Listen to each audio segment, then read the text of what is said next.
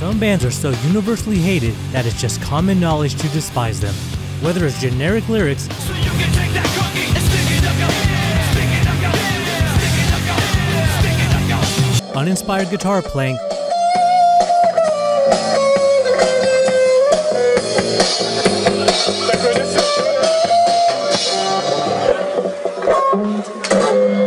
or having punchable faces, these groups are some of rock's most hated bands.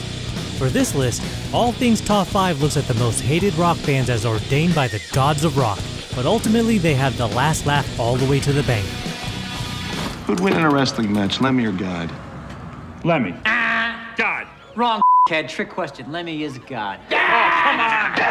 Number 5. Maroon 5.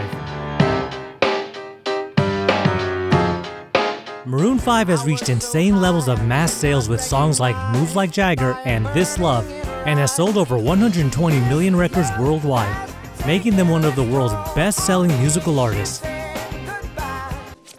Wow, a Maroon 5 CD! Yeah, I remember how you told me you like terrible music, so I thought you might appreciate it. To music critics, Maroon 5 is an easy band to hate, but this is mostly due to Adam Levine being an insufferable douche. The Maroon 5 lead singer told GQ that he doesn't know if he's a douchebag and was here to tell us he's not. If you have to ask yourself if you're a douchebag, then you're a douchebag. Maroon 5 was never considered an edgy band, but as their sound became more commercial, more radio-friendly, more auto-tuned, and higher falsettos from Adam Levine's ever-tightening skinny jeans crushing his scroticals, the hate has gotten more brutal. In my opinion, no, man, your opinion, man. With all due respect, bro, you like Maroon 5. What the f*** is that about? Come here. Whoa. I'm joking. As the band started to abandon their jazzy funk rock roots to something more commercial, they kept pumping out blander and blander music, becoming the vanilla wafer of music. Maroon 5 became entirely consumed by the pop machine to the point where there is no soul left in their music. Can I ask you something? I don't like Maroon 5. No matter how many times you ask, the answer will always be no. Adam Levine's comment on the state of rock music only fueled the hate and showed how focused the band is on remaining as a mainstream pop band and nothing else.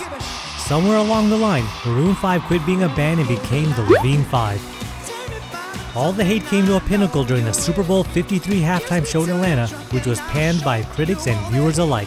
The Twitterverse scrutinized Maroon 5's performance, Adam Levine's nipples, and answered the question, is it possible to have a full-body tramp stamp? Oh, that's not a tattoo. That, dear boy, is a tramp stamp. Tramp stamp. You know, a hoe tag, ass antlers, a Panama City license plate. Number 4. Coldplay. If you could assign a color to the band Coldplay, it would be the color beige. It's bland, innocuous, inoffensive, and boring. Do you like Coldplay?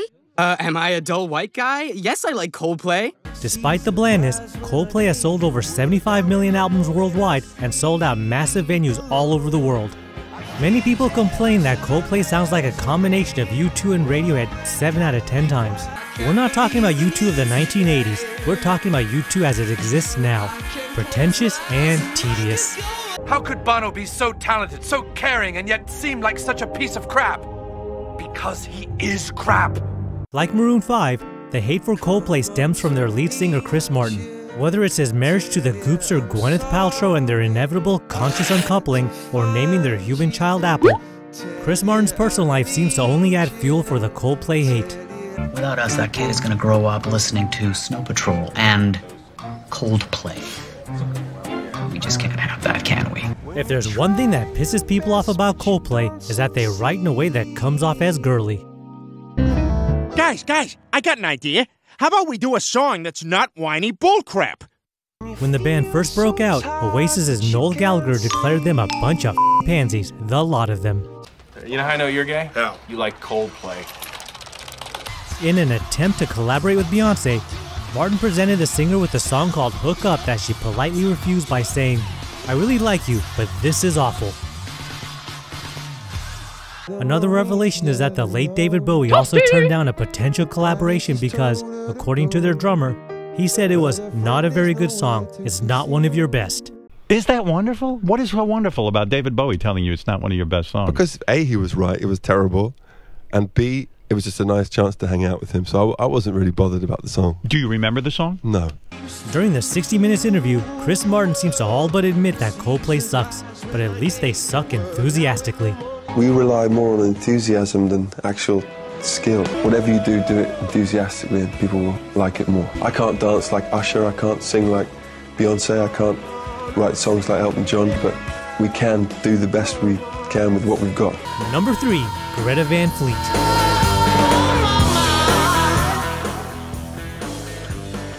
With vocals reminiscent of Robert Plant and guitar work like Jimmy Page, Greta Van Fleet has drawn obvious comparisons to the great Led Zeppelin. Their big break came when they performed at Coachella, as many loved their Led Zeppelin sound, while others were not pleased and labeled them copycats. The hate culminated after Jeremy Larson of Pitchfork wrote a scathing review of Greta Van Fleet's album, giving it a 1.6 out of 10.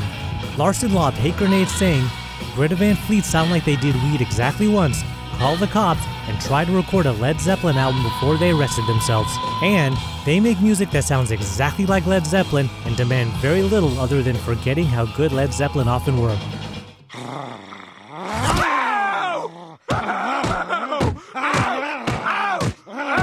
Even Robert Plant joked, "I hate him. He has got such a huge voice, that young fella before me. And he borrowed it from somebody I know very well." But, I mean, what are you going to do? The extreme vitriol for Greta Van Fleet comes from their age, becoming successful without paying their dues, and most importantly, the band claiming that Led Zeppelin has not influenced their sound in any way. Liar! What are you doing, man? He's a liar! He's lying to us, man! It seems that Greta Van Fleet are growing tired of the comparison with the guitar's J-Kiss gut-telling face culture. It's interesting because there is a lot of those commonalities, even if it exactly wasn't an overwhelming influence of ours, but overall, it doesn't really affect the writing of our music. Singer Josh Kiska claims Steven Tyler of Aerosmith has more to do with his vocal style than Robert Plant. At least he's got a bit of style, because he said he based his whole style on Aerosmith. The band, sick and tired of the comparison, finally admitted to Rolling Stone that Led Zeppelin may have a bigger influence on them than they've previously given them credit for. Josh Kiska says, "That's one of the influence of ours, but at this point, it's like, okay, we've acknowledged that, let's move on." I knew it. I like your pants around your feet. Number 2, Nickelback. And I like the way you still say please. The reigning title holder of the world's worst band has been dethroned. With over 50 million albums sold worldwide, Canadian rockers Nickelback ranks as the second best-selling international acts of all time, just behind the Beatles. It's like if the Beatles were produced by Nickelback. It's music, but it sucks. I'm done. I've had it with all this Nickelback hating, all right? You think that makes you cool with the cool kids in school, Fred? No, it just makes me right. It doesn't. They're overproduced, formulaic ear garbage. Oh, really? Critics hated the band because they were merely imitating the rock genre and lost any sense of authenticity. In other words, they were professionally bland. It didn't help that singer Chad Kroeger said in an interview that he wanted his songs to be memorable like a shampoo commercial. I'm gonna wash that gray right out of my hair. I'm gonna wash that gray right out of my hair. Virtually indistinguishable.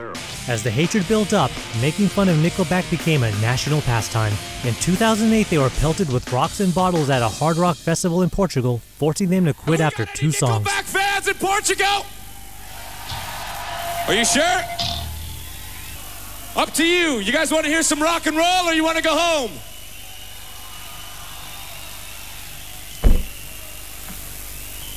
See ya. Such terrible noise. Are we at Nickelback concert?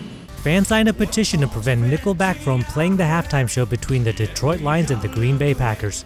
The band ended up playing just 1 song. In 2016, a Trump aide removed a person carrying a sign that said, "Trump likes Nickelback" from the audience. Clearly, this doesn't qualify as civil disobedience. Constable Hartland of Kensington, Prince Edward Island had to apologize for threatening to torture DUI suspects with Nickelback music, an act that clearly violated the Geneva Convention. Are you serious? Where did you get those relics from? The Ferran's garage sale? Even tech mogul Mark Zuckerberg got in on the Nickelback hate while promoting his home AI system named Jarvis. Hey, play us some good Nickelback songs. I'm sorry, Mark. I'm afraid I can't do that. There are no good Nickelback songs.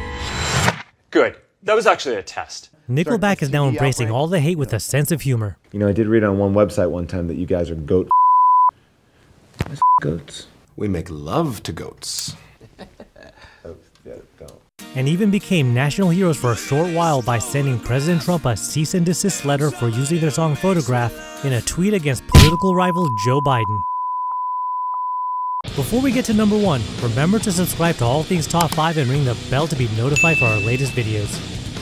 Number 1, Imagine Dragons.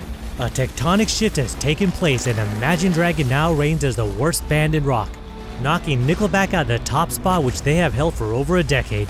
The mastermind behind this campaign is none other than Slipknot's Corey Taylor. In their relatively short music career, Imagine Dragons has sold over 12 million albums and 35 million singles worldwide. There was no escaping the band's monster hit Radioactive off of Night Visions, which currently has over 1 billion views on YouTube. Billions. With a B. As their popularity increased, so has their number of detractors. Their songs are highly manufactured to reach as wide an audience as possible, and their image is squeaky clean. As a result, they are not seen as a cool band to be listening to. Considering that Imagine Dragons is a pop rock band, no, not that pop rock, they are in a genre notorious for its soulless and generic nature. But if people don't like them, then don't listen to them, I hear you saying. That's easier said than done when their music is played in every college football game, soundtracks for movies, commercials, and even video games. It's the curse of being a musician. Start writing songs to move product, and you'll be labeled a sellout. You've been focused so hard on making it, you forgot about one little thing. It's called the music. And I don't even care. You know what? So what? I don't want to hang out with a bunch of wannabe corporate sellouts. As more people are coming out admitting that they secretly like at least one Nickelback song and calling them their guilty pleasure band, society needed another band that is cool to hate on. Nickelback has passed the torch on to Imagine Dragons. All the reasons people hated Nickelback are now being used against Imagine Dragons. And you know what? Imagine Dragons are great, and you're the douche. Do you agree or disagree with our list? Or are people just hating on these bands because they're popular? Comment below and watch our other videos, and subscribe to All Things Top 5.